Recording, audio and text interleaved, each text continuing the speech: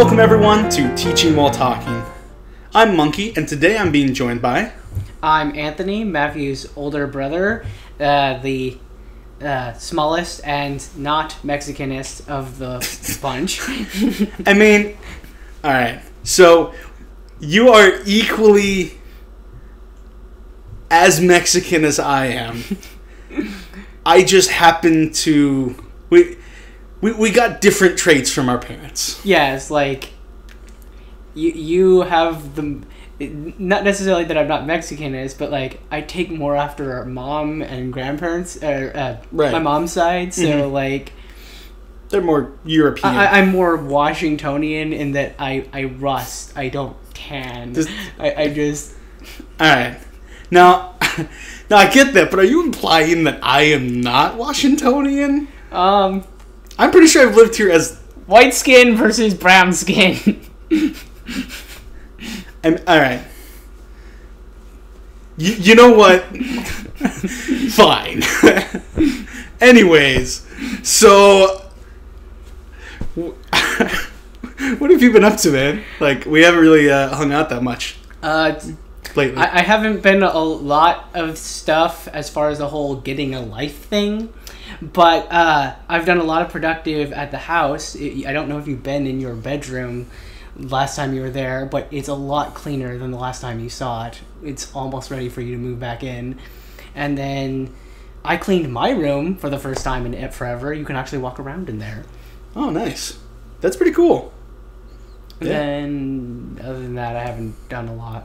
No? No. Not a whole lot? I mean, unless you count beating way too many video games. Right. Anthony here has been doing this absolutely crazy challenge that he's imposed on himself. Do you want to talk about that? Yeah, sure. A couple years ago, I realized I have a lot of video games because I'm way too into the hobby, and I haven't beaten like the majority of them, and like I just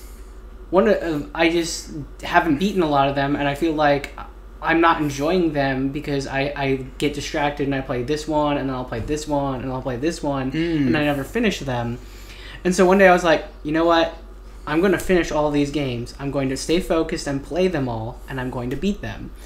And so it took a while to get momentum, but this year I set up a plan to play 40 games a year, so that within the next 4 years, I can beat all 160 of the games that I either own already or expect to have by the end of that time. That's probably too optimistic, especially considering the last game I just beat took an extra week longer than I expected it to. But that's my goal. That's my dream at the moment. See, you're setting out to beat like 40 games a year. I have beat less than that my entire life. I've probably beat roughly like 20 games, maybe, my entire life. And you just...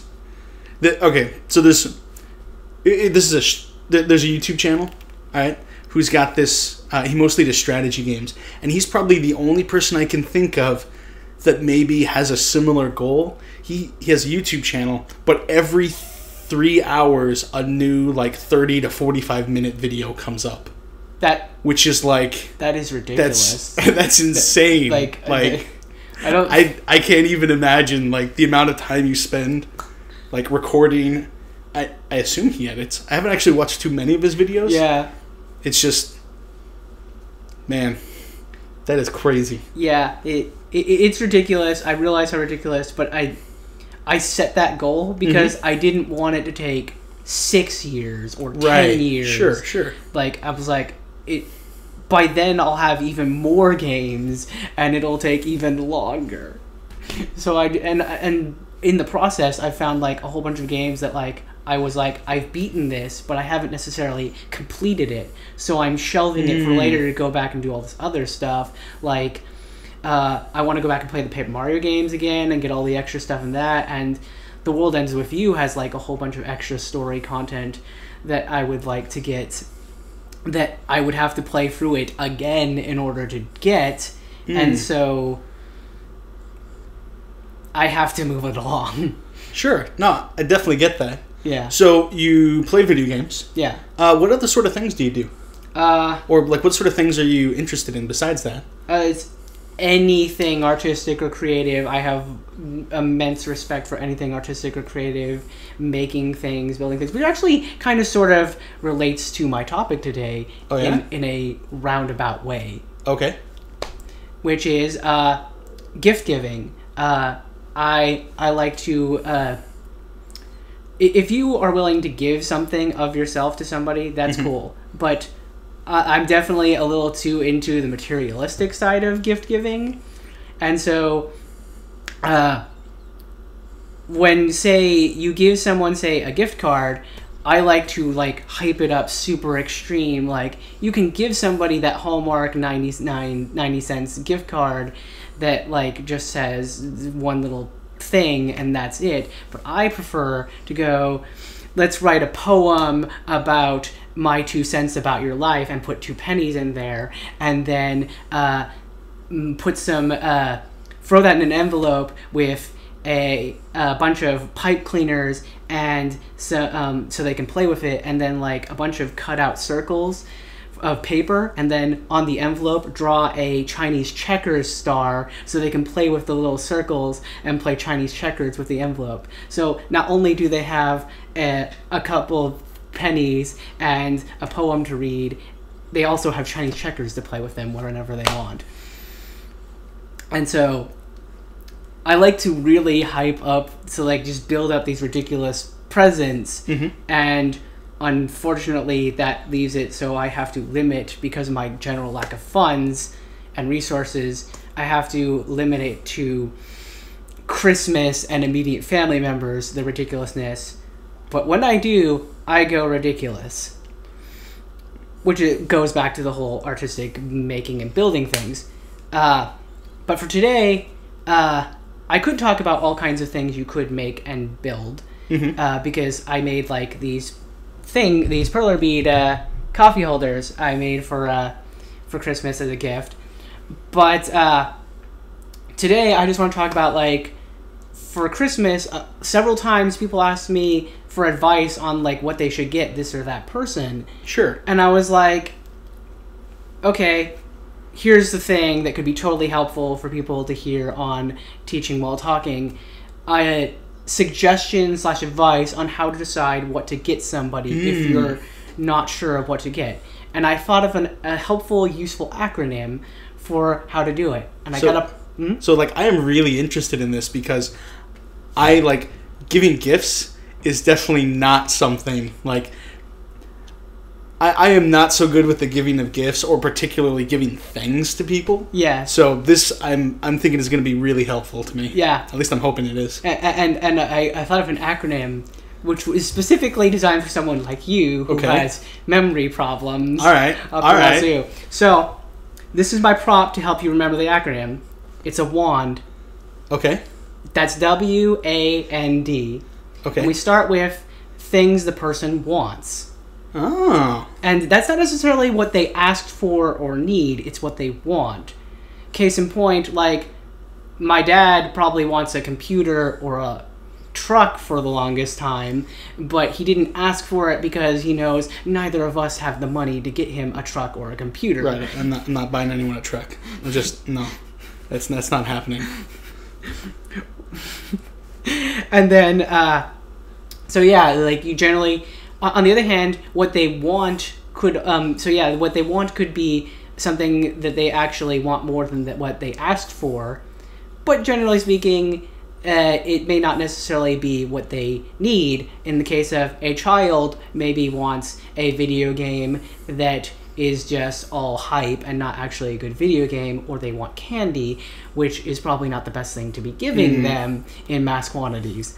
Sure. And then what they ask for, obviously, is definitely a high priority. If someone asks for something, even if it's not necessarily what they want, or it's not necessarily something that they need, as long as it's not detrimental, like the candy example previously, you should definitely try to get the person, like, I try to do a balance between what I want to get somebody because I think they definitely want it or they really will like it, versus what they asked for, which may be something more that they need necessarily. Okay. I can definitely see that. Yeah. That's cool. And then there's what the person needs, which is my least favorite thing to get somebody, because usually when someone needs something, it's like either just straight cash because they're strapped for cash, or like our dad needs like tools or something, or it would be really helpful for them to have like a coffee holder in the car on a daily basis, but it's not necessarily as flashy, as fun as a new video game or a computer. Sure. And then the best thing to get somebody, or maybe not necessarily the best thing, but one of the more creative and interesting things to get somebody is something they didn't know they wanted. Because if you can figure out something that the person didn't know they wanted, it's like this massive revelation. And if it's good enough that it trumps what they actually wanted, it could be like this new revelation that's fulfilling and fun in a way beyond what they actually asked for or wanted. And you actually did a pretty good job with that this year, because I totally did not expect, I didn't know that I wanted the Dog Island. So for those who don't know, Monkey hasn't gotten me a gift in many years, and but this year he was like super excited because he watched the Game Grumps and he saw this one game and he was all like, I have to get this for anybody who will get it. And so, like, for Christmas, I get this game about cute little puppy dogs who don't even, like, attack their enemies in this semi-Zelda-ish action-adventure game. They just kind of bark and startle them. But, like, there's, like, this creepy Silent Hill-esque, at least the way Monkey phrases it, Silent Hill-esque story going on about, like, islands that, like, steal people away with their souls and whatnot, and horrible monsters, and family members dying of diseases, and then, like, weird eldritch creatures, because it's not even that much in the game, but Monkey manages to twist it so you believe it. Anyways, lost my train of thought. That's alright. It's all good. What they want, what they ask for, what they need, and what they didn't know they wanted. Yeah, I didn't know I wanted the Dog Island, and it's definitely a game I'm really excited to play in my list of ridiculous games I'm going to play. Awesome. So, alright. Earlier he mentioned how, like, some gifts, when he gives a card to someone, like, they can just be, like, pipe cleaners in an envelope. Little things like that can entertain me and then just, lead my imagination wild. So, for example, you got that, yeah. So, this right here is, like, I enjoy just having things to play with. And something I really like about this is, I really like that this is like a star. Also, it's soft, so I mean that's cool. Here you go. Yeah. So, of all like the fantasy universes, and now go with me on this, alright? Yeah. Of all of the nerdy things I'm into, the Lord of the Rings and Tolkien's Middle Earth is one of the things I'm most into, and in that, stars are like a huge thing. And the reason why I'm mentioning this is because, this is how my thought process works. There's a star, so you know what else reminds me of stars? Yes, so the absolute rabbit trail to Lord of the Rings. Okay. So, in most modern fantasy, there's a lot of different, like, fantasy races. Like, you have elves, humans, dwarves, all that. Yeah. In most modern fantasy, there's this idea of, like, you have your elves, your high elves, and your dark elves, right? And you see that if anyone's played Skyrim or Oblivion or something like that, or even Dungeons & Dragons, or really a lot of different fantasy, you'll see these different kinds of elves in particular. Yeah. and modern fantasy all draws this inspiration from Tolkien. But the way how Tolkien described these elves, because he did have dark elves and elves and what you might consider high elves. But they're vastly different from how, say, the Elder Scrolls interprets them. Right.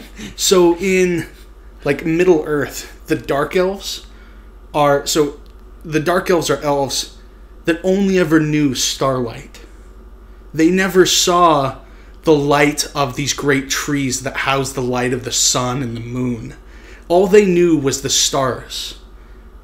So That's the reason kind of cool and kind of depressing. Right. So they're elves that just lived and never went to in the movies they describe it as the Undying Lands. If you hear about that in the Lord of the Rings movies, these were elves that never sailed across the sea to go there and saw these great wondrous lights.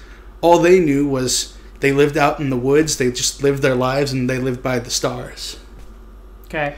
Which ended up influencing them very differently. So the elves that left to the Undying Lands, right? Yeah. Way back early on in Middle-earth's history. Yeah.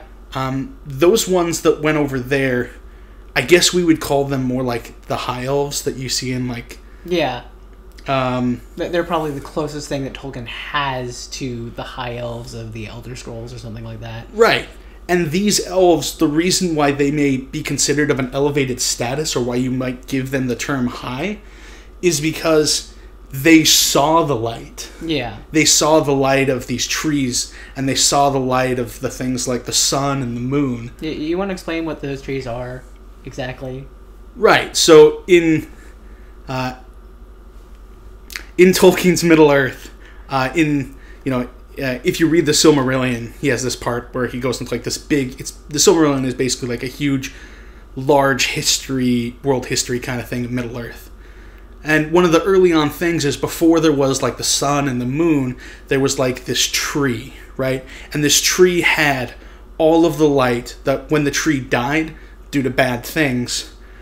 they took one leaf and they turned that into the sun and another leaf into the moon. So that's how bright this fantastic tree is.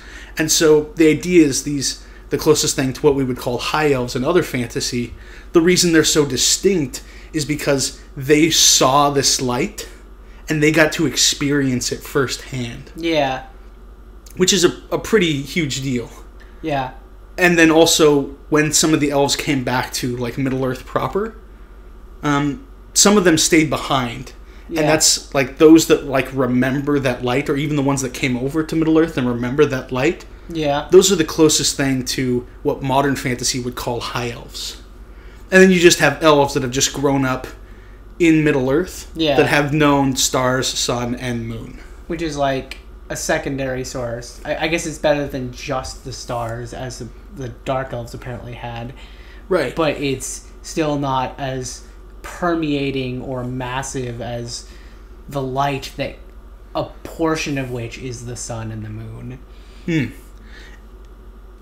And I'm gonna go with me on this. I'm gonna tie it back into gift giving here. Okay. Because there was a dark elf in the Silmarillion. Okay. Who had never seen the light of the trees. Yeah. He had spent his life living under the stars, and eventually, there was a sun and the moon. Yeah, yeah. But in the Silmarillion, he ended up finding, like, a meteor. And he created this sword of, like, meteoric iron that was, like, amazingly powerful. It was fantastic. Yeah, cool. But tying into this idea of light... Yeah. He never knew, like, the greatest light of the tree. Okay. And so when he made this, like, when you make something, like, you put yourself into it, right? Yeah, yeah. Little more literal in Lord of the Rings than actual, but okay.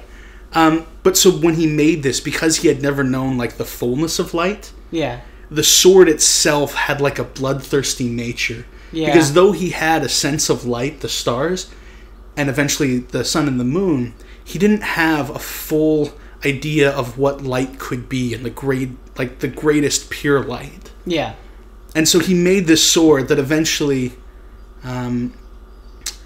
another character, a hero of a short story in the Silmarillion, I think he was given the sword or he killed the guy, Like, he took the sword and killed the dark elf who made it, but claimed it as a gift unto himself. Sort of like we see Smeagol, who also Gollum, considers that ring like his birthday present. He took this thing and said, no, this is my gift. Which is an incredibly perverted take on gift giving. Indeed. Right. And I guess to sort of, to wrap it up. Yeah. Like, when you make a gift, you put yourself into it. Yeah. But when what you put into it is like, is almost like more self-seeking, because light in Lord of the Rings is like, it's sort of equated with goodness, right? Yeah.